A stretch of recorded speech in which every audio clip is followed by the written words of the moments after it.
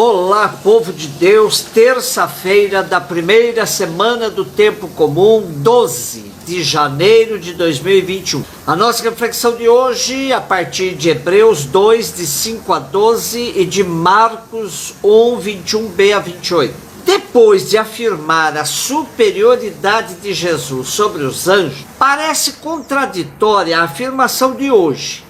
Jesus, a quem Deus fez um pouco menor do que os anjos. É preciso ler o texto no seu contexto, para não ocorrer que, tirando o texto do contexto, o usemos como pretexto para as nossas afirmações. O autor do texto articula as duas realidades de Jesus, a humana e a divina. Como Deus, ele é superior aos anjos, mas na sua condição humana, ele experimenta a morte como um dos mortais, coisa que os anjos não. Daí que se afirme que Deus o fez um pouco menor do que os anjos, pois se tem a estes como seres imortais vivendo junto de Deus. Porém, é belíssima a comparação do nosso texto, que apresenta hoje para nós essa comparação entre anjos e o Filho do Homem. Pois, apesar de ter sido feito um pouco menor que os seres celestes, Deus o coroou de glória e de honra, colocando todas as coisas debaixo de seus pés. Assim, pela solidariedade fundamental de Jesus com nossa humanidade, podemos também gozar de sua glória, pois, por meio do amor de Jesus, Deus realiza a nossa santificação, que nos torna possível chamar a filiação divina para todos nós. Quando o Salmo 8 diz: Senhor, que é o homem para dele assim vos lembrardes de o tratardes com tanto carinho? Pouco abaixo de Deus o fizestes, coroando de glória e esplendor? Vós lhe destes poder sobre tudo, vossas obras aos pés lhe pusestes.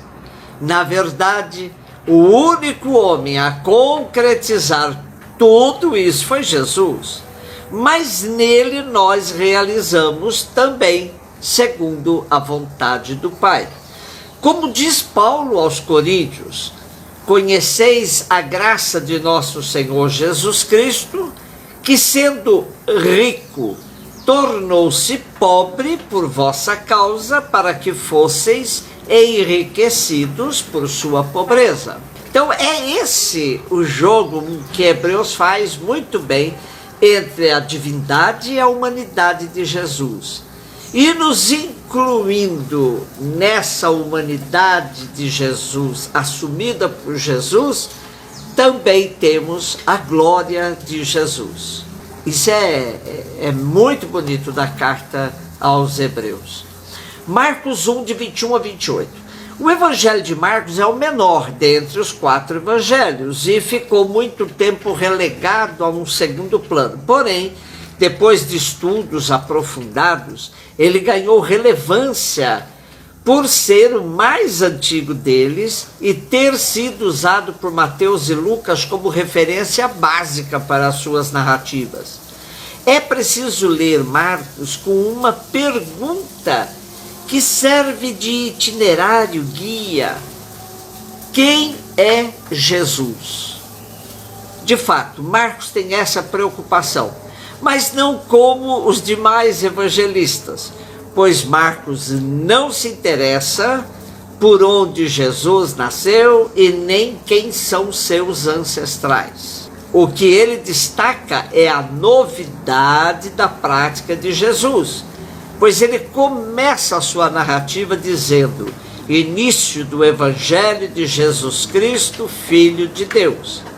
Ora, evangelho não era uma palavra do mundo religioso, pois quem a usava eram os imperadores, quando enviavam seus mensageiros para tocar a trombeta e anunciar um novo edito. Portanto, Marcos já começa dizendo assim: boa notícia mesmo é a que traz Jesus Cristo, Filho de Deus, e não qualquer poderoso da terra. Marcos descreve com simplicidade a prática de Jesus com seus discípulos, começando pela Galileia, onde as pessoas vão descobrindo a autoridade de Jesus nos seus ensinamentos e nas suas curas. Ouçamos o texto de hoje. Jesus e os discípulos entraram em Cafarnaum. Chegado o sábado, Jesus veio à sinagoga e começou a ensinar. E maravilhavam-se com o seu ensinamento, pois os ensinava como quem tem autoridade, e não como os doutores da lei. Na sinagoga deles encontrava-se um homem com um espírito maligno, que começou a gritar: que tem a ver conosco, Jesus de Nazaré? Vieste para nos arruinar? Sei quem tu és, o Santo de Deus. Jesus o repreendeu, dizendo: cala-te e sai deste homem. Então o espírito maligno, depois de o sacudir com força, saiu dele dando um grande grito. Tão assombrados ficaram que perguntavam uns aos outros: mas que é isto? Eis um novo ensinamento, e feito com tal autoridade que até manda os espíritos malignos e eles obedecem-lhe. E a sua fama logo se espalhou por toda parte, em toda a região da Galiléia. Embora Marcos fale que Jesus estava ensinando e que seu ensinamento maravilhava as pessoas que o ouviam, não temos uma só palavra do discurso de Jesus. Porém, temos o relato de sua prática em pleno sábado, dia em que os judeus guardavam e não permitiam que fossem feitos nem mesmo curas. No caso de hoje, trata-se de uma cena de exorcismo. Interessante observar que o endemoniado estava na sinagoga, como numa zona de conforto, e se sentiu incomodado com a presença e com o ensinamento de Jesus. O demônio diz saber que Jesus é o Santo de Deus e tem consciência que a sua atuação estava em perigo perto de Jesus. Jesus liberta o homem da possessão demoníaca, o que provoca a reação de todos os que estavam na sinagoga, pois percebem que o ensinamento de Jesus é comprovado pela sua prática. Portanto, aí está a autoridade de Jesus, e não a dos escribas, fariseus, que se apoiavam nessa lei, naquela, evocando a autoridade de Moisés, mas não tinham autoridade própria. Jesus não precisava disso. É dessa coerência de Jesus que o mundo está precisando. Como diz o teólogo Pagola, nossa sociedade precisa de homens e mulheres que ensinem a arte de abrir os olhos, de maravilhar-se diante da vida e interrogar-se com simplicidade sobre o sentido último da existência. Mestres que com seu testemunho pessoal semeiem inquietude, transmitam vida e ajudem a considerar honestamente as interrogações mais profundas do ser humano.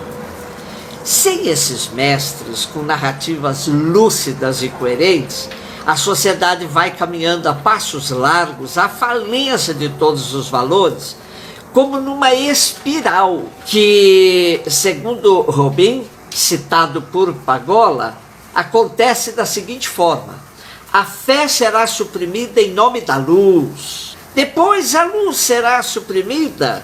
A alma será suprimida em nome da razão. Depois a razão será suprimida. A caridade será suprimida em nome da justiça.